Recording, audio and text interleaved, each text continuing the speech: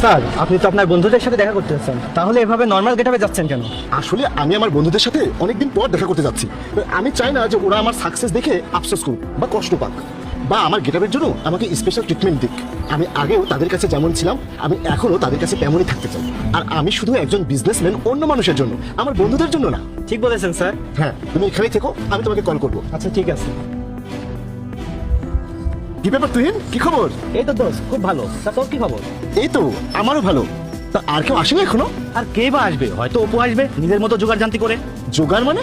মানে এটাই, ওর কাছে কিছুই নেই, না একটা চাকরি আছে না একটা স্কুটি আছে, রিক্সায় করে আসছে আর না হয় লোকাল বাসে আসছে, এই জন্য হয়তো লেট হচ্ছে। আরে ভাই, কে জানে, কে বলতে পারে? ও হয়তো চাকরি পেয়েছে, ওর লাইফ হয়তো চেঞ্জ হয়ে গিয়েছে।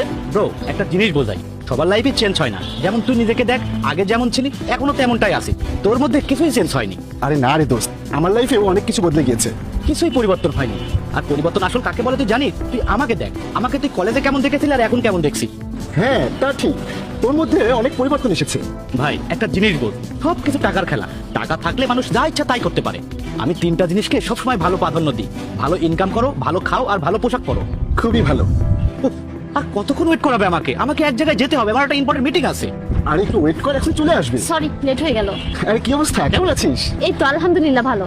লেট ছাড়া তোর থেকে আর কি আশা করবো? সেই কখন থেকে দাঁড়িয়ে আছি, এক জায়গায় যেতে হবে। এই কোনো ব্যাপার না, তুই ওর কথা কোনো কিছু মনে করিস না। তা চল আমরা কোথাও রেস্টুরেন্টে যাই। কখন থেকে সেই দাঁড়িয়ে আছি। আরে এত বকিস না তো, আমাদের সে কত বছর পরে একসাথে দেখা হয়েছে। আর আজকে তো আমরা বলেছিলাম যে আজকে আমরা সারাদিন একসাথে থাকবো। লিসেন ব্রো, আমি তোদের মতো সবসময় ফ্রি থাকি না রে। আমার সারাদিনে হাজারটা কাজ থাকে, আমার সময়ের অনেক দাম আছে, যেখানে সেখানে আমি সময় নষ্ট করি না। আরে একদিনেরই তো ব্যাপার, চলে যাস, একটু দাঁড়া। কালকে আমার একটা ইম্পর্টেন্ট মিটিং আছে, আর তার জন্য আমার প্রিপারেশন নিতে হবে। আর তোরা কি শুরু করেছিস বলতো? এটা কিভাবে হয় বলতো? আমি এই মাত্র আসলাম আর এখনই চলে যাওয়ার কথা বলছিস?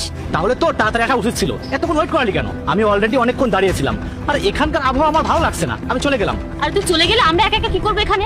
আসছিস যখন দুজন একসাথে গল্প কর। তুই বাই ব্রো, আমি আর দাঁড়াতে পারলাম না। আরে দাঁড়া।